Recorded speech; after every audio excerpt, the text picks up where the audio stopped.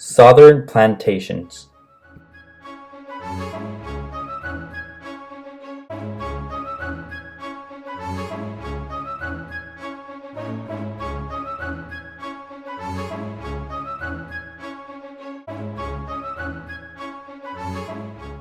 The Cotton Kingdom. Cotton plantations in the South prospered due to northern demand of textile industry. Plantations needed more slaves for labor. In contrast to the North, the South, with its cotton plantations, continued being rural. Northern textile industry demanded an immense amount of South's cotton. An invention helped to meet this need, the cotton gin. Eli Whitney invented a machine that sped up the process of removing cotton seeds. This machine allowed a worker to process 50 times more cotton. Plantation owners needed many slaves for the sow. This increased the number of slaves from 700,000 to 4 million in 1860. The Cotton Kingdom made the plantation owners wealthy. Cotton production became the main source of wealth of the United States.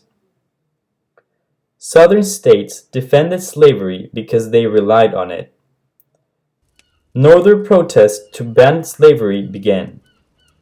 Southern people stated that slavery in the South was more humane than the Northern free labor system because slaves did not have to cope with unemployment. Northern people argued that workers were free to quit a job, while slaves could not and were exposed to mistreatment and abuse. African Americans in the South. Life was hard for African Americans in the South, free or enslaved, and they did not receive an equal treatment. Not all Southern African Americans were slaves. Around 250,000 out of the 4 million were free African Americans. All African Americans, including those who had been freed, were excluded of all jobs, except for the most demeaning ones. They could not attend school, had no right to vote, or testify against whites. These laws were called slave codes.